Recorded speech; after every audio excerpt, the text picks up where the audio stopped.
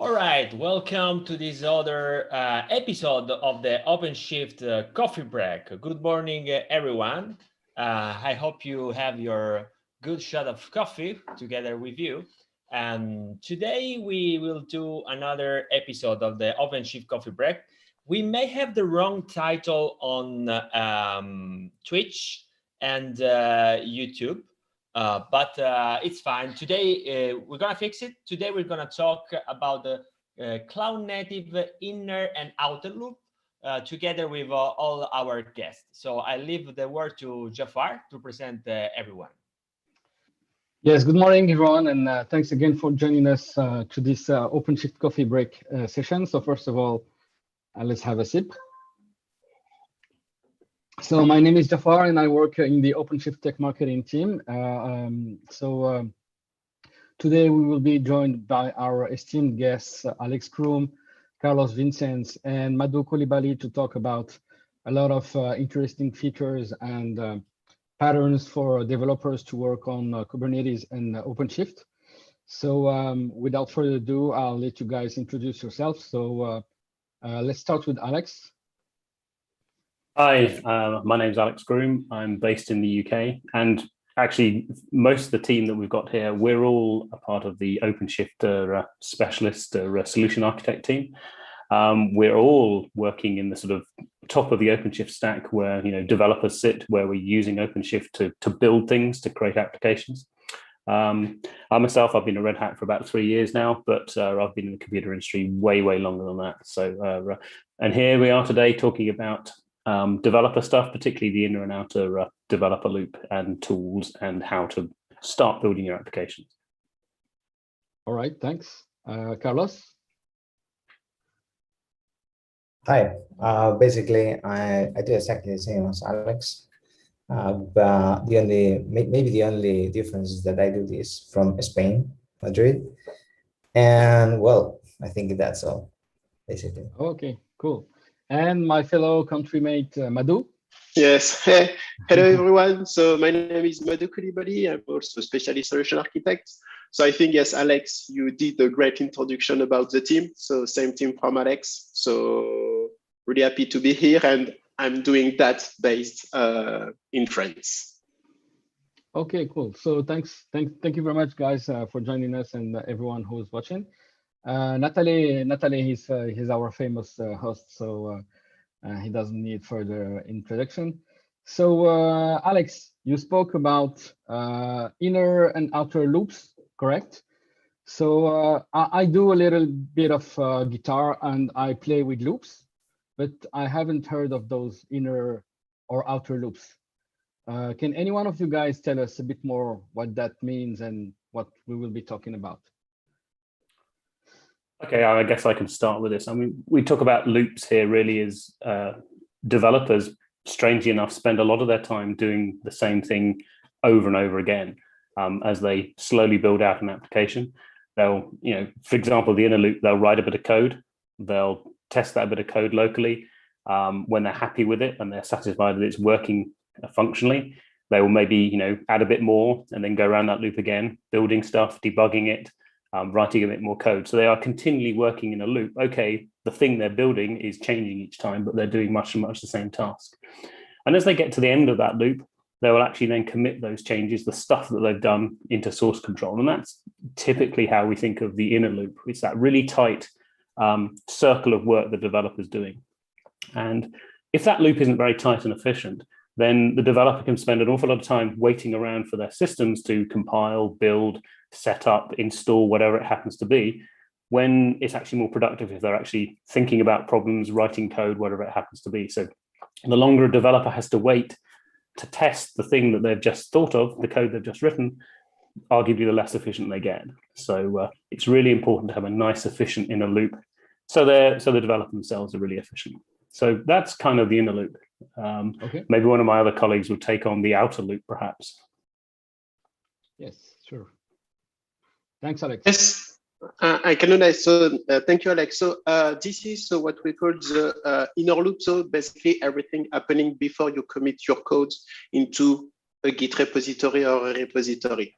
So after that, we enter into the outer loop, and the outer loop is mainly defined by all the automation and all the process. So everything that you have around the CI/CD pipeline, so continuous integration, continuous delivery, in order to be able to build your final artifact, your final binary that you are going to promote from a different environment. So development, the test environment, the QA, the staging environment, until the production environment.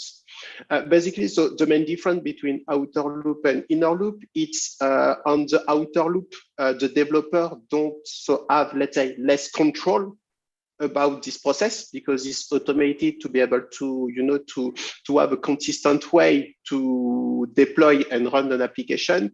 And the inner loop, it's where, let's say, the developers can really do whatever they want, to have all the control about the environment, what they're going to build, and so on.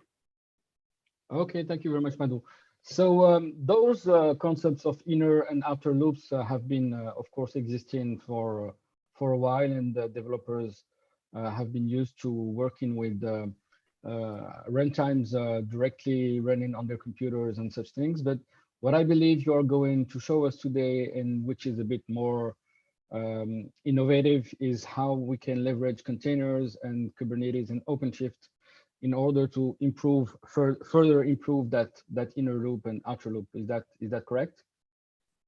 So transitioning from deploying traditional stacks into using a container platform as your development platform, and not just as a CAS or a runtime platform. Exactly. I think Alex introduced this situation. So what you want as a developer is change the code, see results. Change the code, see results.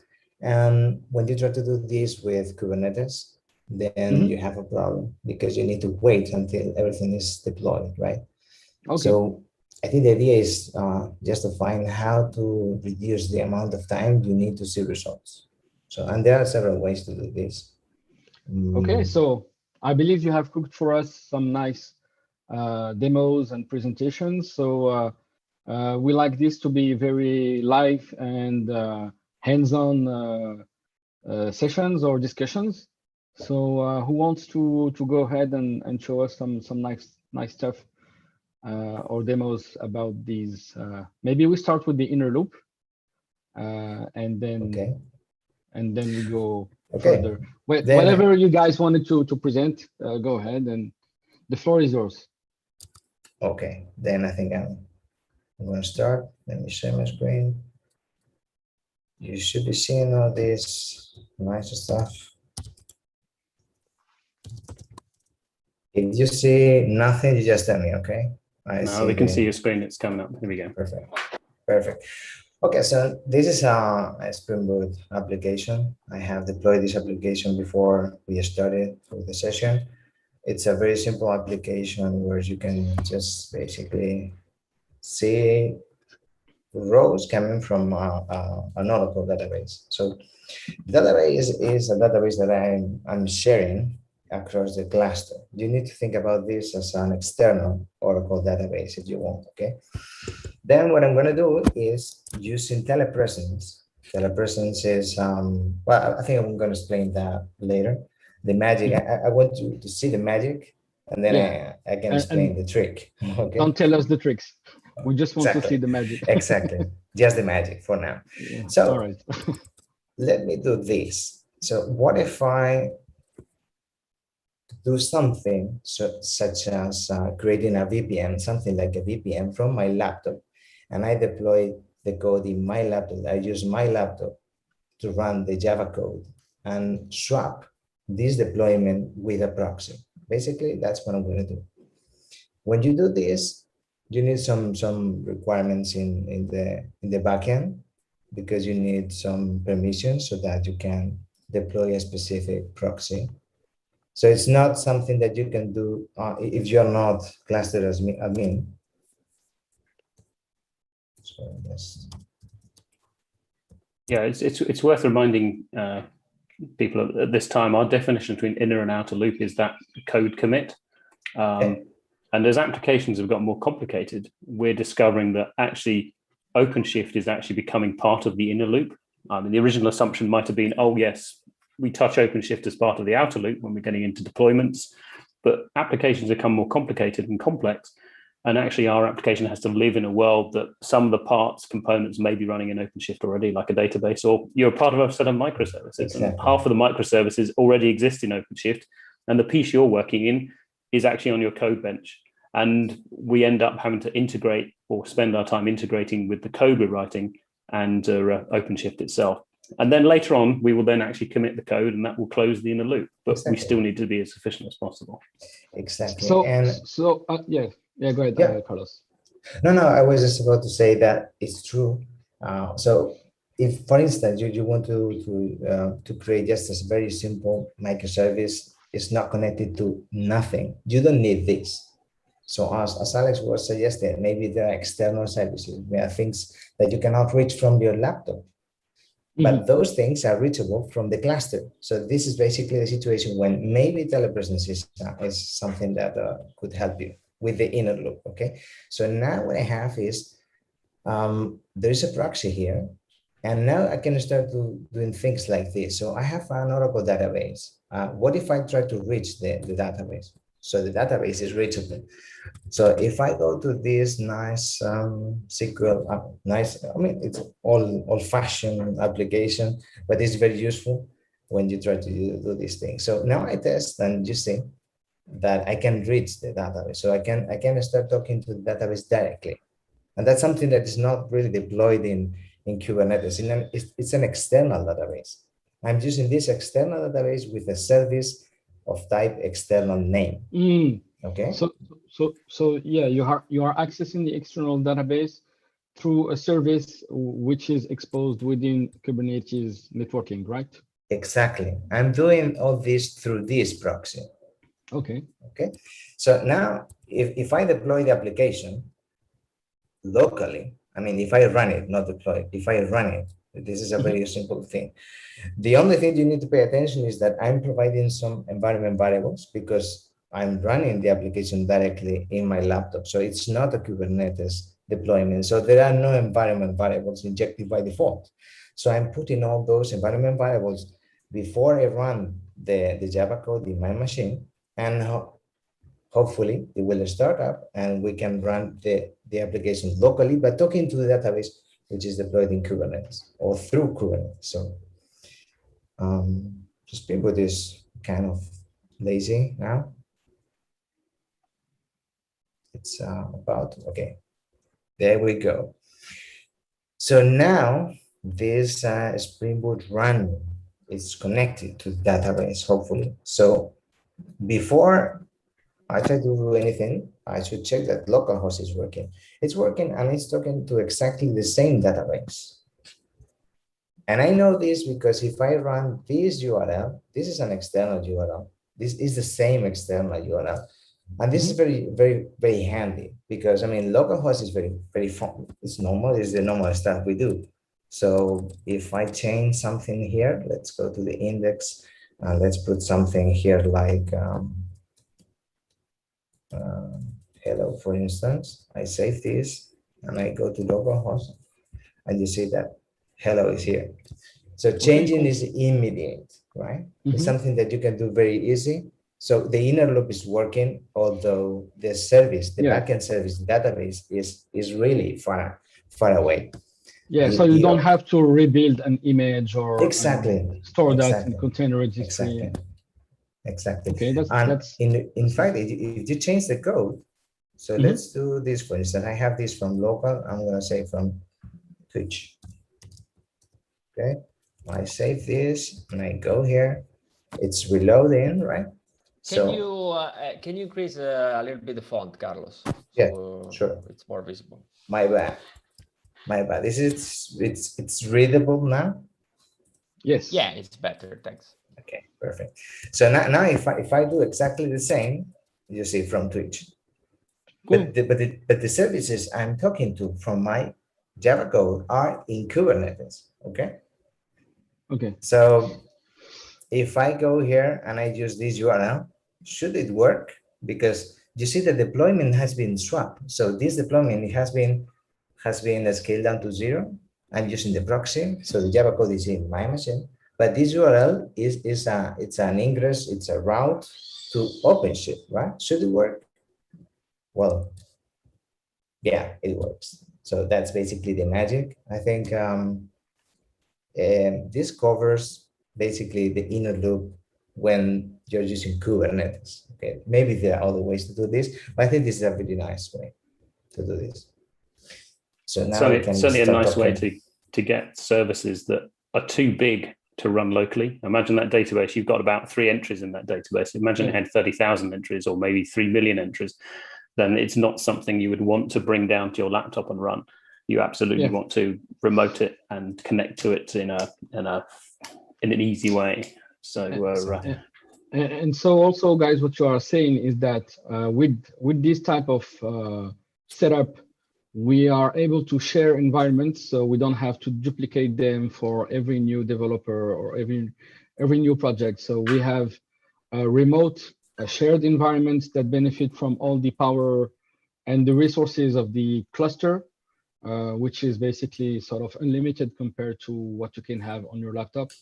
And you are also compliant to all the security constraints if you have private networks and confidential data that you cannot access directly through your connection through your laptop. It's all going through the Kubernetes networking and OpenShift networking, thus putting you almost as close as possible to a target environment. So you don't have that notion of, oh, it used to work on my laptop, but it doesn't work now that I am in integration environment or in pre-prod environment or stuff like that. Is that correct? And that's pretty important because the complexity of deployment, we can now actually practice deployment while we're developing. And that's actually very important because it means the developer is much more aware of what the final state is going to look like. Sure. And the sooner you expose the developer to the constraints or the benefits perhaps of that final deployment, the better it is, because their code will inevitably be tested and will work better in that final scenario because it's what they've been using up until that point. But the key thing here is if you're going to get developers to use a deployment system, it has to be easy to use and fast to use. If it starts delaying them or slowing them down significantly in that inner loop that we want to be as efficient as possible, then they're going to reject it and they're just going to move back doing everything locally on their own workbench because it's the fastest way to write code. So it's always a balance with developers, whether they do stuff locally or whether they do stuff remotely. And OpenShift brings a number of decisions to be made, actually, because, as I said, as your application gets more and more complicated, more and more microservices involved, it actually becomes harder and harder to run this thing locally reliably, when actually the reliable way to run it is in an OpenShift cluster, because that's someone's already done the work to define how to deploy it and the relationship between those services. And you have to end up duplicating that if you're going to do all that locally, which is inherently going to introduce, bugs, issues that you have to debug and distracting you away from writing your code. So getting people to use OpenShift as part of their inner loop can be very productive. Okay, thank you very much, Carlos and everyone. Very interesting ways of improving the developer experience and inner loop, while still leveraging all the power of the OpenShift remote platform in your situation. Okay, thanks. So anything else you wanted to show us, guys? So is this the only way to do inner loop? Did you have other treats for us regarding this topic? Because I've heard about several other ways we can do similar things. So I've got a demo to show you. Let me share my screen and I'll show you. Today is like, the Los Tres Tenores. We have these 3 singers with this super cool demo. So it's a super session. Really glad to have you all here. So let's go to this other fantastic demo. Thank you. Okay, so hopefully what you can see now is it's basically an IDE. This happens to be Code Ready Workspaces. I've just happened to use that because it was easy. I can put everything in a browser for this particular demo today. But what I'm trying to demonstrate here is developer busy in their inner loop. They're writing code, they're testing code, they're building a very simple REST microservice. Alex, sorry to interrupt you. Can you explain what this is? Because I see that you have almost a development environment, but you are in Chrome. Can you tell us a bit more about this? What this environment is, which if you imagine it below this Chrome tab is our Code Ready Workspaces development environment. This is something that's actually running in OpenShift. We use it a lot for demos. It is essentially like a VS Code environment, not very similar to what Carlos was showing us recently, except it runs in the browser. Your actual workspace is actually running in OpenShift. So your code and all your builds and all your storage is running in the OpenShift cluster. And all the browser is doing is projecting the front end. It's just showing you the graphics and the code that's going on. What this means is that all the code is stored remotely. There's nothing local on my laptop. So it's actually a very secure way of writing code, but that's not really the issue we're trying to talk about today. It's just another way of writing code and deploying it, etc. And even in Code Ready Workspaces, there's still the concept of local, as in running stuff within the development environment and running stuff remotely or in the OpenShift environment. So for the purpose of this demo, it's just a text editor or a Java development environment. And what we have today in this particular piece is, this is a microservice that sits among many others. It's very simple. It's got a very simple REST API, and it's got a very simple object, which it's going to read out of the database. And due to a lot of clever Quarkus or annotations, I really don't actually need to write a lot of code here, but I still need to test it locally. And being Quarkus, one of the features that Quarkus offers us for that developer in a loop is a very fast way to develop code. That sort of write code, make a change, test it, debug it is very, very fast in Quarkus. Because what we've tried to do is eliminate the long pauses when you had to get Maven to build a Java application, build a jar file. That used to actually take minutes. Whereas with Quarkus, once the thing is up and running, we can actually make live code changes. And what I'm going to show you here is that working here locally. So if I refresh my browser, just wait for it to wait for the app to start. So can you put the screen a little bit bigger, because I think it's overlapping with our video previews. Move that over there. That will help. Just a little bit. Yeah. Is that better? Okay, so what I've got here is to test the microservice. It's got a very simple front end, so I can go in here and test it. And this makes one API call. It's looking up this item, returning this value 35. So that's all very simple. If I want to make a code change, I can show you how to do that quite easily. So if I go in and tweak the quantity class so it returns maybe 100 times the same values, I make the code change, I can refresh the tester, and what it's doing in the background is reloading that code, recompiling it, rebuilding it in a very small number of seconds, and I can immediately test it. And strangely enough, I've hit the wrong one, which is set quantity. I need to do the get quantity one. That's what has already changed. Let's try that again. Do the same thing. So again, and what we're seeing here is why we built this is because, so you made the wrong change, you want to test it again, it takes just literally seconds. Few seconds. Exactly. You can imagine if it takes 5 minutes to go off and do that Maven build again, I would be either drinking a lot of coffee or tearing out what little hair I've got left. But I can make a code change, and within 2 or 3 seconds, I get the response back. So by changing the quantity to times 100, I'm now getting 3,500 back as a result. What I will do is I'll... Yeah, we can see it on the stream. Can you just put it a little bit on the left, so we can indeed, or maybe this is a public URL, right? So, okay, cool. Yeah. So now we see that you have 3,500. Yeah. Actually, we can share this, no? We can share it. Yes, I think this is a public route, but it's not. Let's not bother with that. But maybe it's not. This one isn't particularly interesting. But what I wanted to show you next is this is all happening locally. which is all very well and good, but this is a microservice. It actually sits within a group of other microservices. And what I've done earlier, because it takes a moment or two, is I've gone over to OpenShift and I've actually deployed this complex series of microservices where I've got a front end, some orchestration, another Spring Boot app. And this is my application that I've been working on, this one here. And it's using a database in my OpenShift environment. Now, what I want to do is test it and develop my code while it's live in my OpenShift cluster. So that's the next thing I want to show you. Now, what I have to do to... So you are making changes to a dev environment, correct?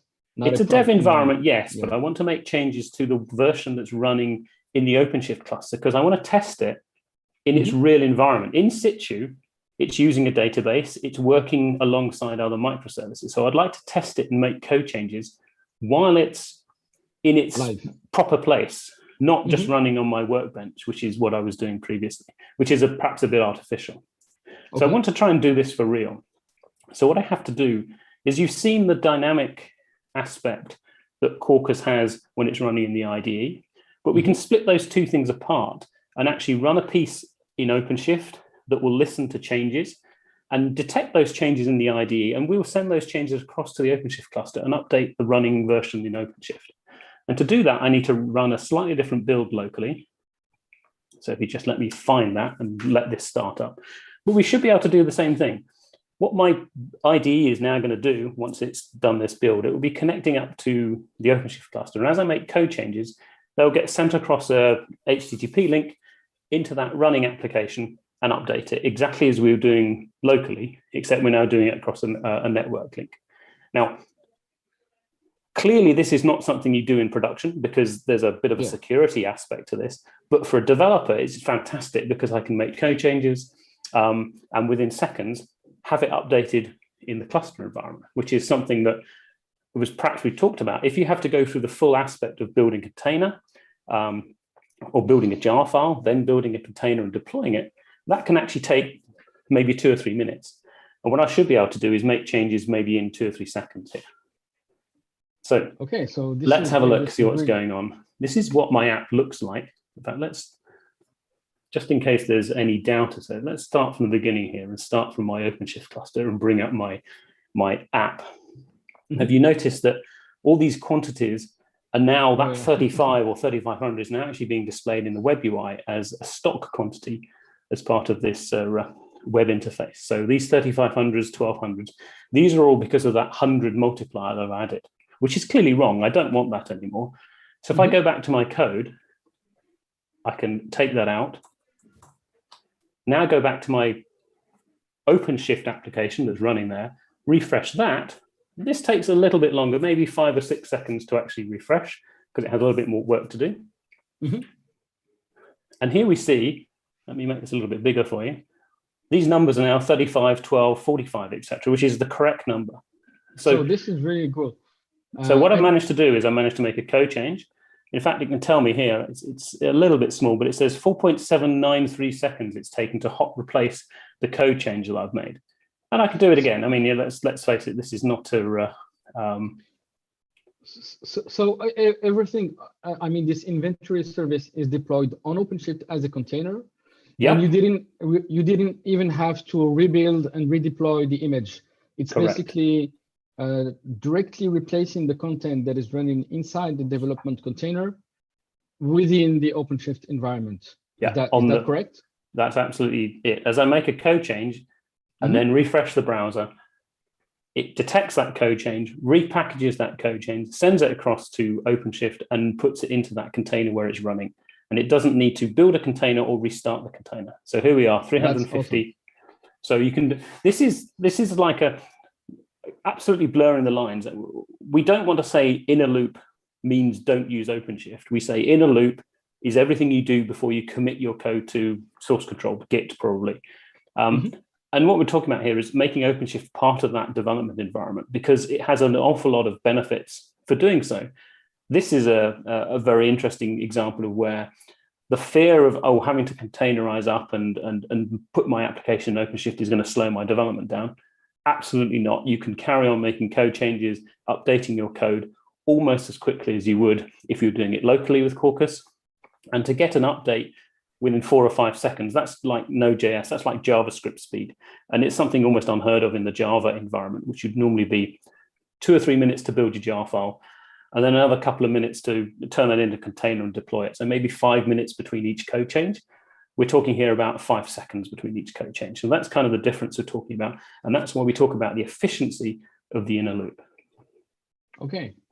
Thank you very much, Alex. This is Nice. really interesting. Yeah, that's an awesome workflow for interacting with your services that are running on OpenShift, but still have that feeling that it's all running within your own environment and your own laptop. Cool. Thanks a lot. To folks what else? following, if you have any question, please send it in the chat. So we will try to answer your question from the chat here in Twitch and YouTube or Facebook, everyone who is listening. And in the while, we will go to the other demo, right? Wow, such a morning. I haven't seen 3 live demos at 10 a.m., folks. I need another coffee. Wow. All right. So who's next? Are we still in the inner loop, or are we transitioning to the outer loop? So maybe before we transition to the outer loop, can you tell us a bit more about those underlying technologies or tools that you have been using? Alex, I saw that you've been doing a Maven compile with remote browser. What was that using on the underneath? Was it Odo or something like that? The technologies that I've been using for this demo are Code-Ready Workspaces, my development environment. Okay. I'm using Quarkus framework, so that's Java. So I'm using OpenJDK. I'm using Maven as a build tool for that. And then I'm using OpenShift to host all those microservices. Now, once you get onto OpenShift, we're obviously using things like databases and various different frameworks. Each microservice actually uses a different framework, but the one that I was doing the live debugging or the live coding with is Quarkus. On the other hand, there's no limit with OpenShift. I've got one of my components was .NET, another was Spring Boot. The web UI is Node.js, so it just indicates that there's kind of no limitations here what you can do with OpenShift, but the actual live coding is a Quarkus feature. So that's a kind of speciality. But that's really all I've been using today as part of my demo. Carlos, I think, actually is using some additional features. He's using something called Telepresence, and maybe he can just talk you through that and what he actually needs to get that running, because I think you need to install that. Is that true, Carlos? Trying to unmute, sorry. yeah, correct. Thanks, correct. Alex. Sure. All right, thank you very much, guys. And so how about Madou? What do you have for us today? So yes, today, just to conclude the part of what we are with the inner loop. So what is really important around all the tools that we have seen today is really what you try to do. It's, of course, to accelerate the developer productivity, but not only. So basically, there is one question, and one main question that we need to ask is why you will have, or why it will be good for you as a developer to be able to use let's say OpenShift or Kubernetes when you're developing your application. So the main aspect around that and why we would like to do that is really to be able for you to develop better application. So yes, better application. Why that? Because as a developer, there is always things that I was fighting, let's say in my past career. It's really the fact that sometimes when I push a code into a Git repository, I created and generated some bugs. So linked to not the code, not the business logic that I implement, but because there is some infrastructure problem, because my application didn't get, for example, a specific dependency. Because I just left one bad parameters inside the application and so on. And that it's really, let's say, frustrated as a developer. It's really that the fact that I don't have the right environment to be sure that in my inner loop, when I have, let's say, all this flexibility, where the code is mine, I haven't published the code. So I didn't have, let's say, all the resources that I have to be able to be sure that the application that I have, I will be able to test it into the same environment then the application will be used into production. So that's why that we do a lot of work here in order to be able to add this OpenShift as a developer inside the developer phase, because I think it's not only for the developer, but also for, let's say, your project manager. Because I don't know if you are familiar with the concept about the cost of a software bug. So there is a concept with the fact that if you are, let's say that you have a bug into your application. If you find the bug, let's say during the development phase, so this bug is going to cost, let's say, so 100 euro, right? You find the bug, so you find it into your development, so it costs about 100 euro. After you push your code into a Git repository, and you find this bug into your QA, for example, this bug is going to cost you 1,000 euro. So it costs 10 times more. Yes, and you can exactly, and you continue to that until the production, because of course, if you have a bug into your production, so I mean the impact will be much more bigger because it's in production. So your customer see the bug, so you are going to have a very bad feedback. They are going to stop using the application. They are going to post everything into the social network and so on. So that's why that to be able to remove this part, because when you have a bug around the fact that I don't know, my application don't run inside a container. So I mean, it's not, I think it's not an important bug. It's something that you can avoid, but really be able and give the ability for you developer to use the production environment, or so the same production environment, to be able also to be comfortable and to be sure that when they're going to push a code into a Git repository, everything will be perfect and clear. So this reminds me of a term that I hear, which is shift left. Is that correct? Is that you are shifting left and way ahead of time your ability to find bugs, to correct them, instead of having that happen later on in the CI/CD process?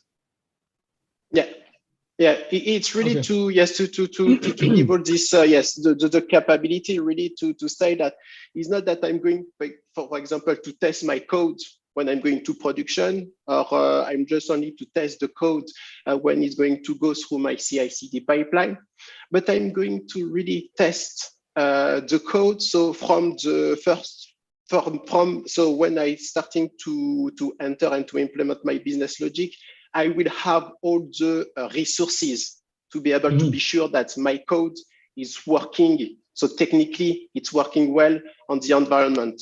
And after that, what you want to have, basically, when you have a code, so it's better, let's say more relevant to be able to have a code around your business logic, because it's what you're trying to implement, instead of having a code because, I don't know, you forget to add any specific, for example, cloud libraries that you need to run your application.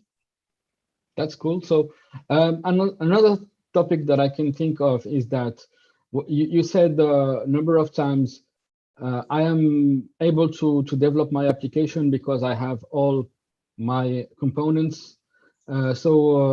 Traditionally, this is something that have been addressed with things like stubs, because the developer needs to have an emulation of the environment in his laptop to be able to write his application.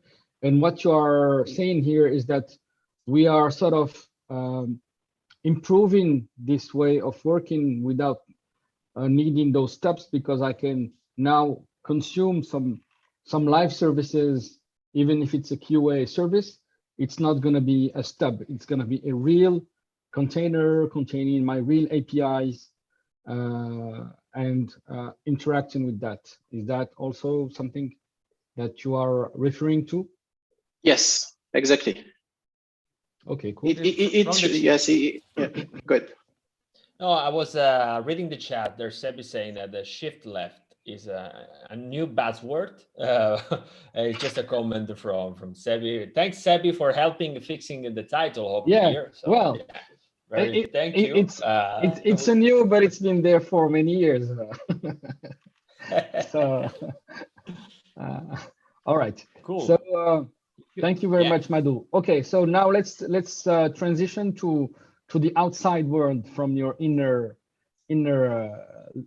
persona or inner loop to see how you can share that with others and push that to QA or even to production. Is that something that you have cooked for us? Yes, I have something around that. First of all, so let's redefine what is the outer loop, and let me share my screen here.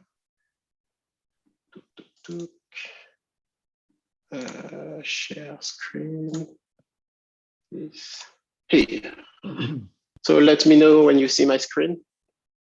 It's all there. We can see. Thank you. Yeah. Okay, yes, perfect. So as we mentioned, so everything that we have seen today with all the technology is around the inner loop. So the inner loop, so code. When you code, you run, you deploy, or you build your application, that you test that your application has the expected behavior. And you're doing this loop in order to, at the end, create your application. After you create your application, so what's happening, it's especially when we talk about the container, let's put this into a container context. So you are going to build your container of your application once. It's really important. And then you are going to deploy this exact same artifact into the different environments until the production one.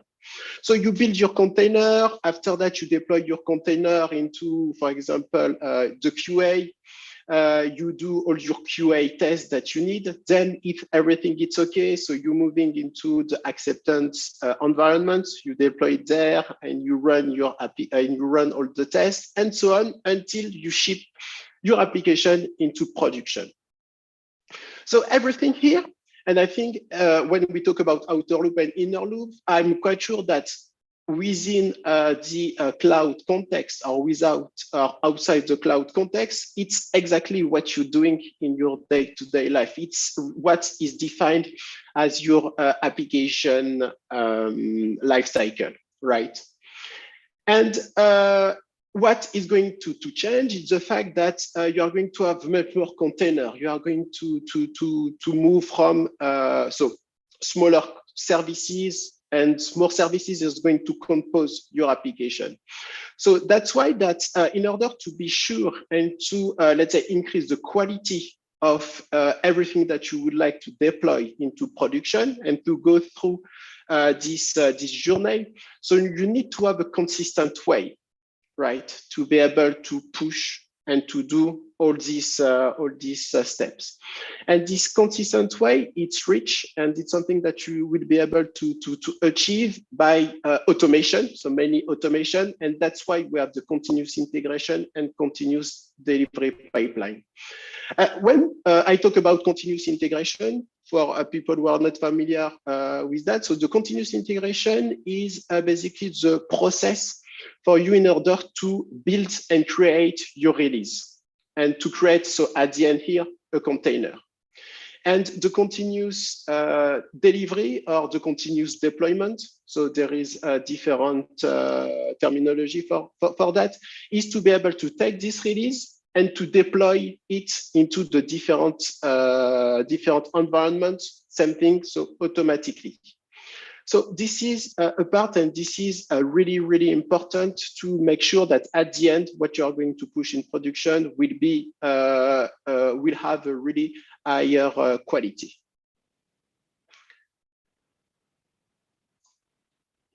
if we move again, so to OpenShift, so let me show you here. So let's say that I'm starting here and I'm switching to my developer environment. From the developer environment, what I'm going to have here, it's my CN project. So one project in which that I'm going, let's say, to simulate a specific environment, not my dev environment.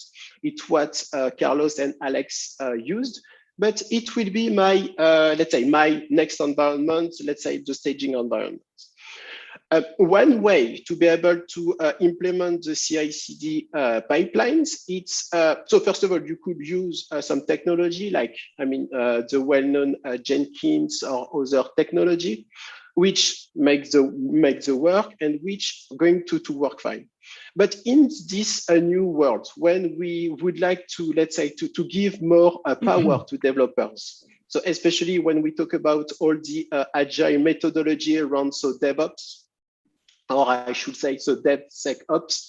Now, it's really to be able to, to distribute it, the work and the product to the end of this team. That means that it will be a team will be responsible from the creation of the application to the operation to the same application into production. And to be able to enable that and to give all this capability, what we could use and what we are going to use. So right now, what I'm going to demo, it's OpenShift Pipelines. OpenShift Pipeline, it's a technology based on the upstream project, so Tekton, which is going to help you to define some Kubernetes native pipelines. So that means that so you could give the capability to everyone to use and to create a pipeline. So there is no server to maintain. You just have to define your different steps that you would like to have. And after that, you will let OpenShift deal with such a pipeline.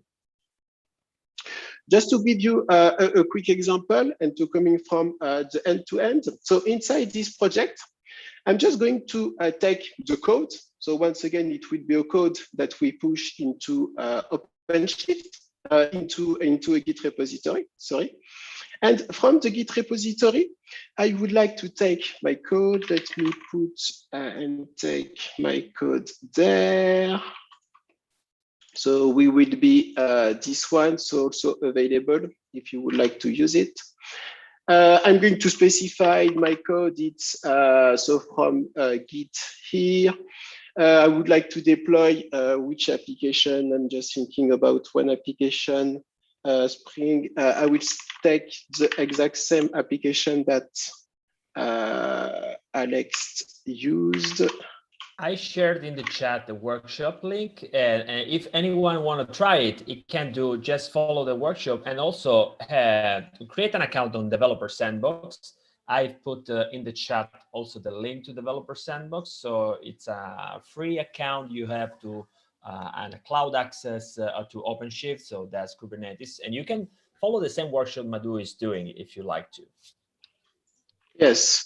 Let me change like this because it's a live demo, and I would like just to change a bit about which application I'm going to use. I'm going to use this application. So it will be a backend application that with you, especially Natalie, that we work with. To be able to, it's you will see it's also a Quarkus application, but we'll see. So it's just one preview that what we are going to use. So the end application from the application, it will be a Java application. So once again, I'm not going to everything, even to be able to build my container will be automated. I will let the platform running that. And can you increase a little bit font? Yes. Sorry, so we can see better. Yes. Here, so I'm going to specify the name. So I could say that it's so the Twitch app, and it will be at the backend. And here, what I'm going to use here, I'm going to enable, for example, pipelines, who is going to create for me automatically a pipeline, so based on Tekton, so Kubernetes native pipelines here. So I would like to expose and to get access to my application, and I push on the button create. When I'm doing that, so this is familiar. It's something that we push into OpenShift, and you have seen into the outer loop. But what is going to change here? It's the fact that now I'm going to build and to have this build based on my pipelines. If I have a look on the pipelines that I have, so it will be different step here. So without a different task here. So without going too much in detail, so I'm going to have one task is going to query and to clone my code from my Git repository. It's something that I have here. Then the other task is going for me to take that source code in order to create my container image. That it will push that container image into image registry. And at the end, if I go back to the detail, is going to deploy my container image into my Git repository. The cool thing with this way to run the container, it's really that we are going to enable to run this pipeline. It's that we are going to enable and to leverage all the benefit that we have with containers. That means that each, let's say, steps that you can see here running, it will be a specific container. So I could have, so let's say, one container focus with Maven, for example, in which I'm going to increase the resources because it's Maven, and I will need to take a lot of different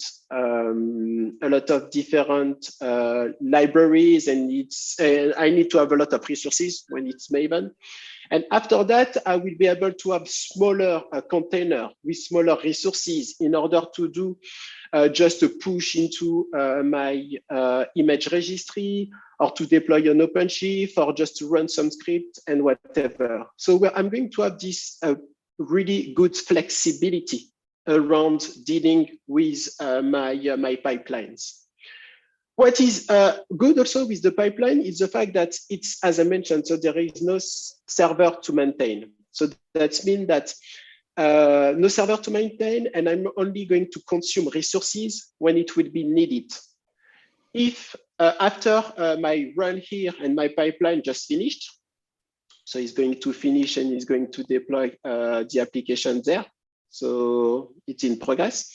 So after that, so my pipeline is now finished. So my pipeline is not going to consume any services. So it's really enabled the serverless capability, just consume resources when it's needed. So here, my pipeline, it's run automatically, completely. And now if I access to my services, so I can go to the URL. It's not working right now, so probably I missed something. So let me go to the log of the application. Maybe the health checks. Yeah, the health checks. The application started there. before. Yeah, yes. I think you didn't wait enough, I think. Yeah. No, it should be okay, but probably I forget something. Did you miss environment variables or something that you need to inject in the backend? No. It should be good, except if I have a different. Let me just check that. Maybe it's the endpoint. So backend wise. No, same. Okay. Is it red wine instead? Red wine?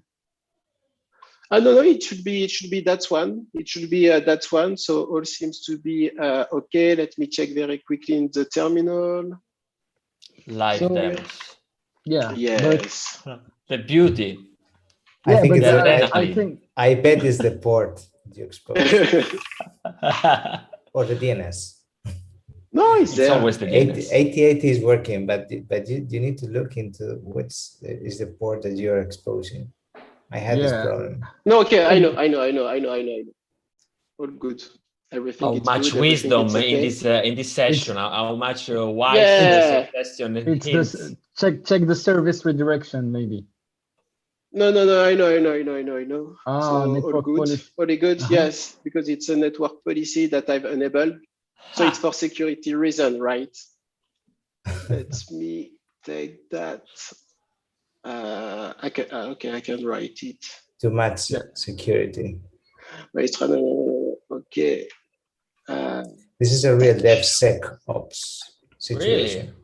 When developer has the power to control, let's say, application layer and networking, they behave like a system administrator, right? Network administrator. We used to blame them, but now with the power, we do the same thing, right?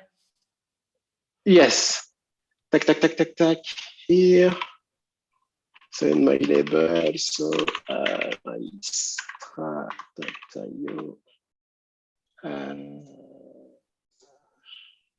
Expose. Madou, you need to tell everybody that this is happening because you were trying other stuff. This is not something that you need if you want to use pipelines, right? Yeah. But on the pipelines, yes. It's just because I'm select the wrong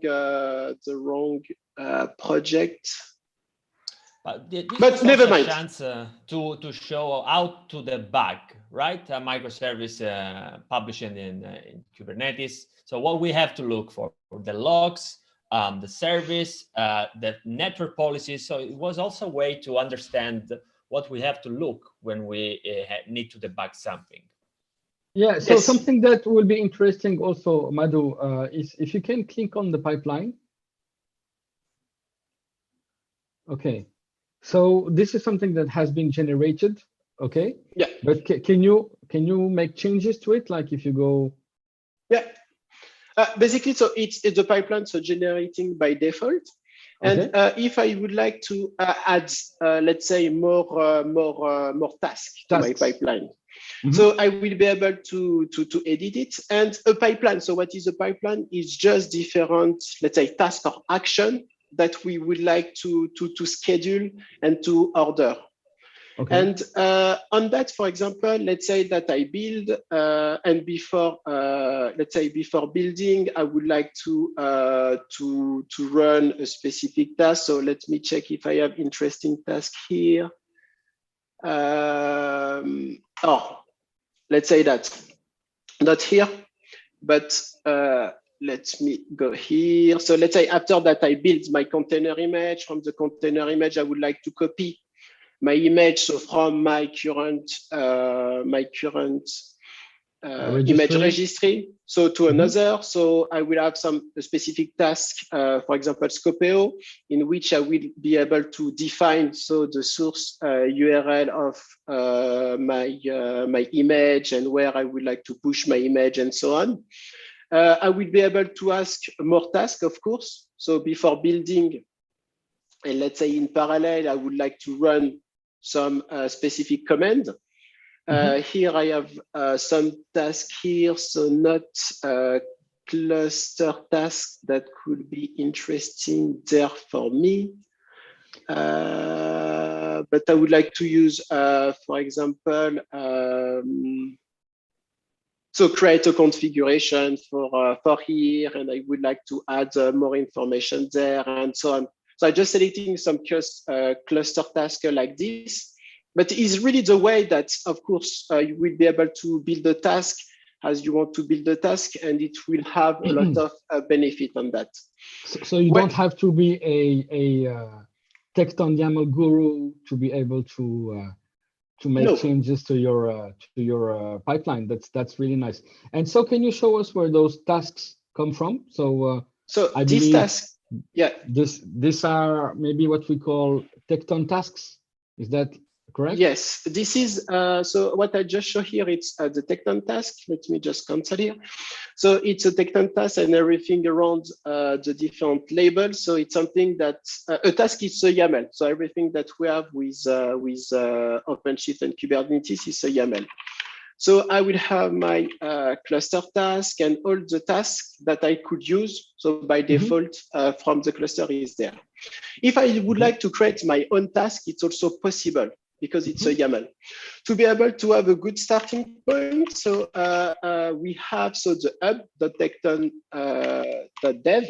So it's something that we are going also to integrate as a catalog inside OpenShift in order to give you to have a spot where people is going to share tasks and that you will be able to reuse. So like you have with the Docker Hub, for example, or other container public registry.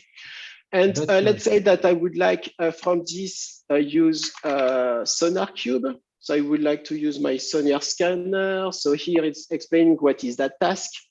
I will be able to just take the task here. So copy that task. Now this task, I'm going to add and import my YAML file into my project. So now my task is creating. And if I go back to my pipeline, so I go here from the pipeline, and from the pipeline, I'm going to edit. And just before, let's say, building my application, so I'm going to here, I'm going to just run my cube scanner task. So I select my cube scanner task, and of course, there is some parameters. So what is also important is the fact that I create, for example, one pipeline for all my Java application. And after that, everyone will be able to use that same task, just changing the different parameters. That's really powerful. Yes, and I define here, yes, URL and the key, and of course I save it. And next time that I run the pipeline, so my task will be there. Cool. So that means that you are defining a Kubernetes native way of defining your pipeline, and you are defining your build steps as container images that will run those tasks. That's really awesome. Thank you very much, Madou. Awesome. And yeah, this is a nice way of extending the capabilities with your own custom tasks. So thank you very much for showing that. Yeah, no problem. Right. Cool, super cool. We have seen today 3 live demos on cloud native inner loops and outer loops. I would like to thank a lot Alex, Carlos, Madou for these 3 live demos. It's just 1 hour, folks. You know, it's not that easy. We have seen all live demos. We shared in the chat all the links if you want to try out those demos. And also there is the links to Developer Sandbox if you like to try it out on OpenShift online, cloud access, 30 days, renewable for free. You can use Developer Sandbox. So we also use Developer Sandbox today.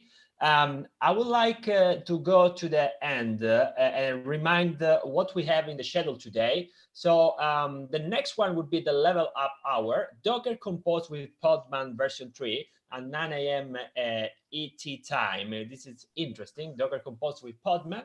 And we come back again, the OpenShift Coffee Hour will come back again on Wednesday, April 14, with another Disconnected series. We will talk about the VMware Disconnected with IP with Robert Bonnet.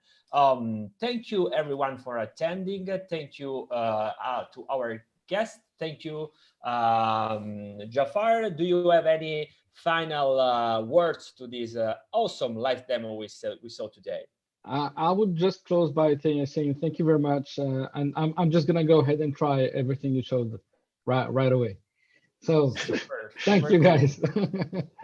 All right. Thank you everyone. Have a good day. Bye bye, and see you in the next session. See you the next Wednesday, April 14. Bye bye. Thank you. Thank you. Bye bye.